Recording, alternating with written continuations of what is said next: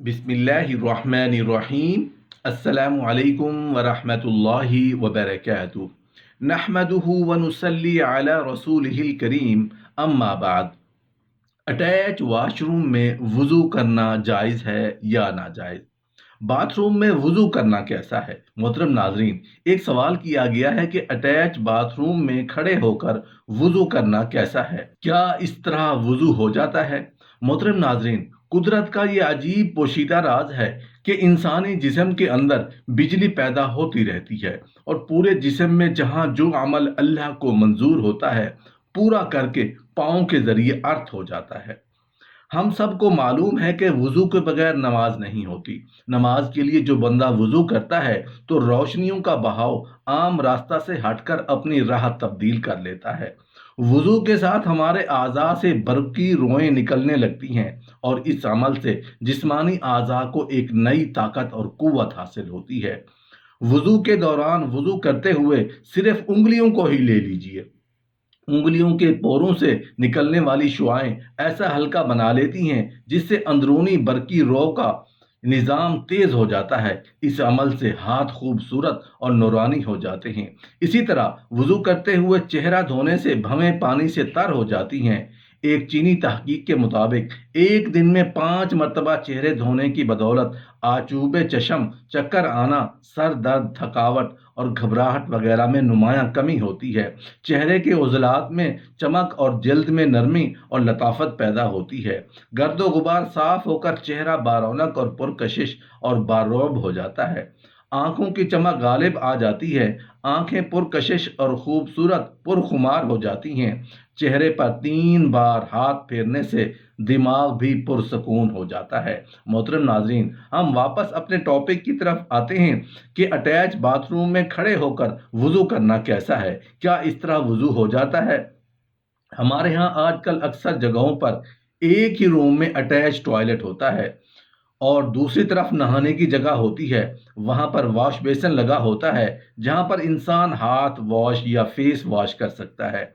तो ऐसी जगह पर खड़े होकर वुज़ू करना कैसा है? देखें, सबसे पहले नंबर पर तो ये समझिए कि सबसे बेहतर अमल ये है कि सुन्नत तरीका ये है कि इंसान बैठकर और किबला की तरफ मुंह करके वुज़ू करे। ये सुन्नत है। लेकिन अगर ऐसी जगह नहीं, यानी जिस तरह इंसान सफ़र में होता है या घर में, बाज़ घरों में भी वज़ू खाने का इंतज़ाम नहीं होता, तो ये कि वज़ू की भी जगह होनी चाहिए। जहां हम लाखों रुपए घरों के ऊपर लगा लेते हैं, एक छोटा सा वज़ू खाना भी बना लें जहां इंसान बैठकर सुन्नत तरीके से वज़ू कर सके। लेकिन अगर ऐसी जगह नहीं है, खड़े होकर वॉश बेसिन पर वज़ू करना है, यह बिल्कुल जायज़ है।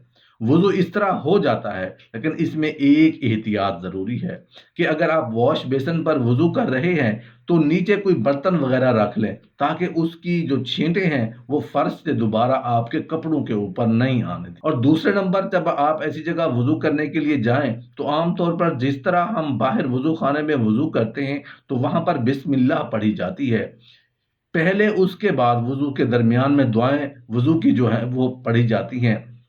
दुआएं, ये तमाम दुआएं जो हैं आप नहीं पढ़ सकते, यानी वहां पर अल्लाह का जिक्र करना, अल्लाह का नाम लेना ये जायज़ नहीं। ये पहले बिस्मिल्लाह पढ़कर जाएं और बाहर जब निकल आएं उसके बाद फिर आप दुआएं वगैरह पढ़ लें। वुज़ू करना ऐसी जगह पर बिल्कुल जायज़ है।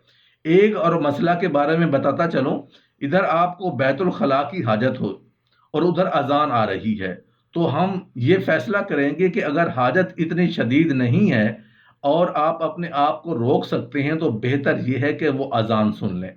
अगर हाजत शदीद है, आप अपनी ज़रूरत को नहीं रोक सकते, तो बिला कराहत, बगैर किसी गुनाह के, बगैर किसी डर खौफ के आप फौरन बैतुल खला जाएं, अपनी ज़रूरत को पूरा करें। बाद में बाहर आके आप अजान का जवाब भी दे सकें और अजान के बाद की जो दुआ है वो भी आप पढ़ सकते हैं। अब इसी तरह एक और सवाल यह है कि हम वॉशरूम में वुज़ू कर सकते हैं या नहीं। वॉशरूम में वुज़ू करना जायज़ है या नाजायज़? आजकल हमारे यहाँ वॉशरूम, बाथरूम, टॉयलेट्स, कोई भी लफ्ज़ आप कह लें या बैतुल खला कह लें, उनमें क्या होता है कि वो ऑल इन वन है। यानी उसके अंदर ही जो है वो कमोड लगा होता है, WC होती है, यानी रफ़ा हाजत की ज़रूरत पूरी करने की जगह होती है। साथ ही बाथरूम होता है, यानी नहाने की जगह होती है। उसके अंदर भी जो है वो सिंक लगा होता है, बेसन होता है, پانی کا انتظام ہوتا ہے، وہاں ہم ہاتھ بھی دھوتے ہیں، وضو بھی کرتے ہیں۔ نظام وقت کے تقاضوں کے مطابق بدل گیا ہے۔ نظام پہلے یہ تھا کہ جو بیت الخلاء تھا، یعنی جس کو ٹوائلٹ آپ کہتے ہیں، وہ بالکل ایک الگ جگہ ہوتی تھی۔ اس میں لوگ لوٹے پانی بھر کے جاتے اور اپنی ضرورت کو پورا کر کے آ جاتے، تو وہاں تو وضو نہیں ہو سکتا تھا۔ جو علماء نے یا فقہاء نے کتابوں میں لکھا ہے یا فتوے دیے، وہ اس زمانے کے حوالے سے ہیں۔ اب ہمارے ہاں 4 چیزیں 5 چیزیں اکٹھی ہو جو ہیں وہ واش روم میں جب ہم لفظ بولتے ہیں تو اس کے اندر سب کچھ موجود ہے، اس کے اندر سارا یہ سہولتیں جو ہیں وہ عاجزی ضمانت میسر ہیں۔ تو جو علماء نے فقہاء نے جو فتویٰ دیا، جو مسئلہ بیان کیا تھا کہ بیت الخلاء کے اندر وضو نہیں ہوتا، وہ بیت الخلاء کیا تھا؟ محض پیشاب اور پخانے کی جگہ، جو ہمارے آج سے 50 سال پہلے ایک جگہ مختص ہوتی تھی۔ وہاں آج بھی کہیں ایسا کوئی نظام ہوگا جیسے پیٹرول پمپوں پر آج کل ہوتا ہے، ابھی بھی ہمارے یہاں پاکستان کے اندر ہوتا ہے، تو وہاں وضو نہیں ہوگا۔ اگر ہمارا کسی گھر میں بھی ایسا ہے کہ ایک جگہ محض مختص ہے اس کام کے لیے، وہاں ٹوٹی بھی نہیں ہے، کوئی جگہ بھی ایسی نہیں، تنگ جگہ ہے اور ناپاک رہتی ہے، پیشاب چھینٹیں ہر وقت پڑتی رہتی ہیں، تو وہاں وضو نہیں کرنا چاہیے۔ اگر جس کو ہم واش روم کہہ رہا ہوں، جو فی زمانہ ہمارے گھروں میں ہے، تو اس میں بلا کراہت بغیر کسی گناہ کے ڈر کے خوف سے وہاں آپ وضو کر سکتے ہیں۔ اللہ نے اگر آپ کو شعور دیا ہے اور اسباب دیے ہیں، وسائل دیے ہیں، آپ کا گھر بڑا ہے، جگہ بڑی ہے، تو آپ ایک بیسن اپنے گھر میں پچھلے صحن میں، گلی میں، لان میں کسی ایسی جگہ پر لگا دیں یا 2 ٹوٹیاں لگا دیں کہ یہ وضو کی جگہ ہے، تو وہ بہت ہی افضل ہے، بہت ہی بہتر ہے۔ لیکن جب چھوٹے گھر ہیں یا ان کے پکے گھر ہیں، ایسی سہولتیں نہیں ہیں، تو واش روم کے اندر آپ وضو کر سکتے ہیں۔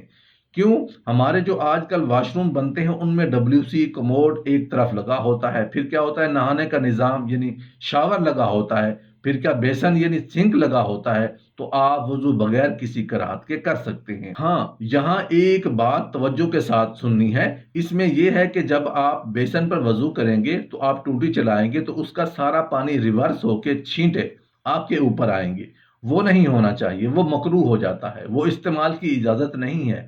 تو اس سے وضو جو ہے اس کی روحانیت ختم ہو جاتی ہے۔ اس وضو کو ہم کہتے ہیں کہ وضو تو ہو گیا لیکن کامل وضو نہیں ہوا۔ احتیاط یعنی فتوے کے نزدیک وہ تو وضو تو ہو ہی جائے گا۔ میں بات کر رہا ہوں تقویٰ کی، تو تقویٰ میں کیا ہے کہ یہ اب سنک لگا ہوا ہے، اس میں آپ وضو کرنے لگے ہیں، تو آپ جو نہانے والا مگا ہوتا ہے اس کے نیچے رکھ لیں۔ ہر گھر میں واش روم میں مگا پڑا ہوتا ہے، وہ مگا ٹونٹی کے نیچے رکھ دیں۔ اب وہ پانی اس کے اندر گرے گا، اس سے اس کی جو چھینٹیں باہر نکل رہی ہیں وہ تقریباً 95% ختم ہو جائیں گی۔ ان پہ شریعت پکڑ نہیں کرتی، تو جو بڑی چھینٹیں ہیں، کپڑے بھی سارے گیلے ہو رہے ہیں، اس سے آپ بچیں گے۔ تو آپ ٹونٹی کے نیچے آپ رکھیں گے، مگر رکھ کے آپ آرام سے، یا کوئی اور برتن گھر میں ہے تو آپ نیچے رکھ کے آرام سے آپ بیسن کے اندر بھی آپ وضو کر سکتے ہیں، بغیر کسی خوف کے، ڈر کے، اور گناہ کا تصور کیا، کوئی گناہ نہیں، ہر طرح سے جائز ہے۔